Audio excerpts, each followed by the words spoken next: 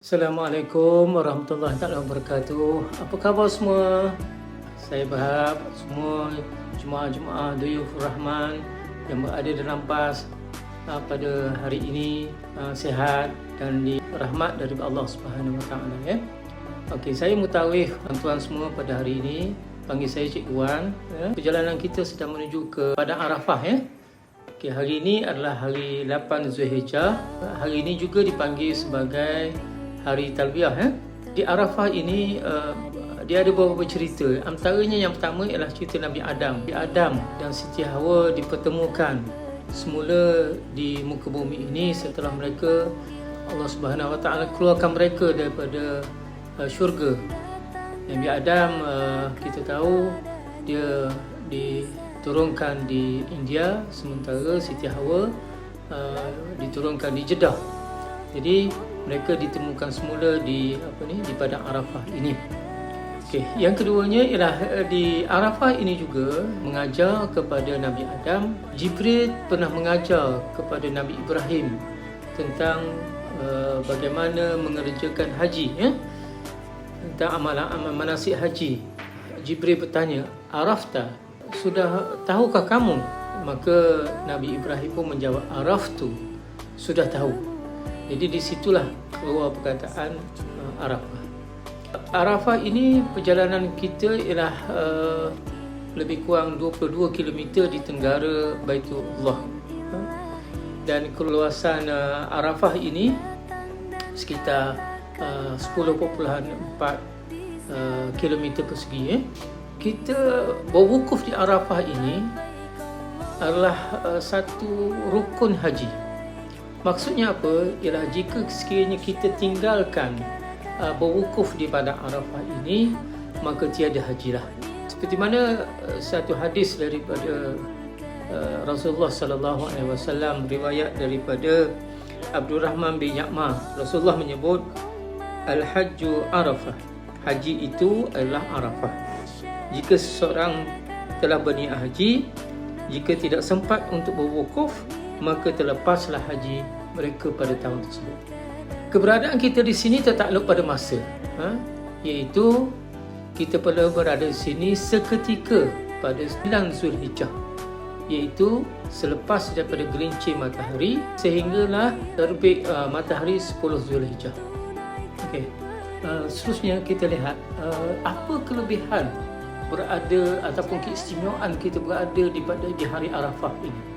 Okay, yang pertama ialah pembebasan daripada api neraka. Seperti mana satu hadis daripada Aisyah radhiyallahu anha, Rasulullah sallallahu alaihi wasallam bersabda, tidak ada hari yang Allah Subhanahu wa taala membebaskan ramai hamba-Nya daripada api neraka lebih ramai daripada hari Arafah. Allah hampir dengan hamba-Nya dan berbangga dengan mereka kepada malaikat dengan firman-Nya, apa yang mereka mahu. Itulah keistimewaan yang pertama kita apabila kita berada di hari Arafah ini. Khususnya ialah Rasulullah SAW naik unta yang bernama Al-Qaswa.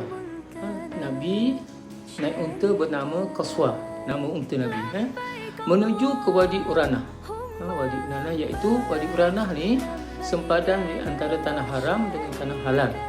Di situ terdapat kira-kira 124,000 hingga 144,000 orang sedang menunggu kehadiran Nabi untuk mendengar khutbah.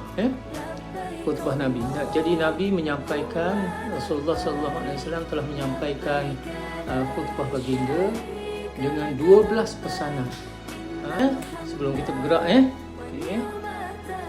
di Arafah ni juga kita akan berjumpa dengan satu masjid, iaitu namanya Masjid Namirah ataupun Masjid Nabi Ibrahim.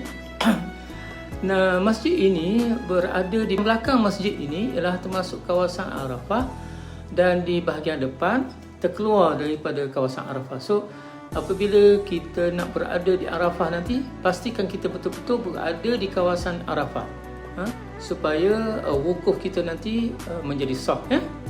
Okey, khususnya di Arafah ini juga biasanya orang menyebut bahawa ada satu bukit namanya Jabal Rahmah, bukit Jabal ni ialah bukit ya, Rahmah. Jabal Rahmah ialah satu bukit yang berada 1.5 km daripada Masjid Namirah yang disebutkan tadi ya.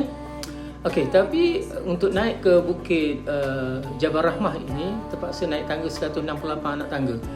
Di situlah Nabi Adam dan Siti Hawa bertemu. Menurut Syekh Bakar Abu Zaid, dalam buku terawal yang mencatatkan nama ialah Safanamah. Safanamah ini ditulis oleh seorang pengembara yang bernama Nasir Kasru. Beliau meninggal pada tahun 444 Hijrah ya. Dia mencatatkan bahawa nama ini mula dicatat oleh ulama dalam kitab-kitab mereka. Mungkin diberi nama tersebut sempena dengan limpahan rahmat oleh Allah Subhanahu Wa Taala yang dikurniakan kepada jemaah haji yang berwukuf di Arafah ini. Jadi satu keistimewaan yang sangat besar apabila kita berada di Arafah ini. Khususnya ialah Asy-Syakrah. Asy-Syakrah ni kita akan jumpa satu tempat yang namanya Asy-Syakrah. Syakrah ini ialah tempat Nabi berkhutbah. Batu tempat Nabi berwukuf di situ sewaktu membuat Hajjatul Wada. Di sini ada sebuah masjid yang dibina, tetapi masjid itu sudah tidak ada lagi, tapi kesannya ada. Nabi berada di atas untanya dan menghadap ke arah kiblat. Menghadap ke arah kiblat, mengangkat tangan dan berdoa sehingga terbenam matahari. Ayat di sini ayat yang turun di sini, satu ayat Quran turun di sini, iaitu al-yawma akmaltu lakum dinakum wa atmamtu alaikum nikmati wa raditu lakumul Islam. Pada hari ini aku telah sempurnakan bagi kamu agama kamu, mencukupkan nikmatku ke atas kamu dan meredai sebagai Islam sebagai agama. Apabila Sayyidina Umar mendengar, Sayyidina Umar Al-Khattab mendengar ayat ini, dia terus menangis.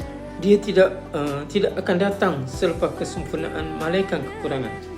Riwayat daripada Tariq bin Syihab berkata seorang lelaki Yahudi datang kepada Umar Al-Khattab, "Wahai Amirul Mukminin, terdapat satu ayat dalam kitab kamu, jika diturunkan kepada kami kaum Yahudi akan dijadikan hari sebagai hari perayaan." Lalu Sayyidina Umar bertanya, ayat itu ialah al-yawma akmaltu. Apakah ayat itu? Al-yawma akmaltu lakum. Umar menjawab, kami tahu hari dan tempat di mana ayat itu diturunkan kepada Rasulullah, iaitu ketika baginda sedang berdiri pada hari Jumaat.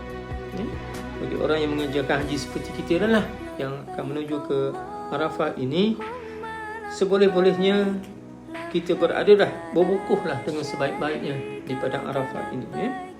Sebab ini adalah satu daripada rukun haji. Jadi alhamdulillah, Duyufur Rahman semua teruskan bertalbiyah, labbaik Allahumma labbaik, labbaik la syarika lak labbaik, innal hamda wan ni'mata wal mulku la syarika lak. Kita akan menuju ke perjalanan kita menuju ke Arafah ini 22 km lebih kurang. Sabarlah sekejap lah. Kalau ada, tuan-tuan boleh lihat pemandangan di kiri kanan. Cuaca di luar agak panas sikit ya. Jadi bersyukurlah kita kepada Allah Subhanahu Wa Taala, kita berada di sini. Moga-moga kita mendapat haji yang mabrur ya. Sekian, terima kasih. Kalau ada apa-apa masalah, tuan-tuan boleh beritahu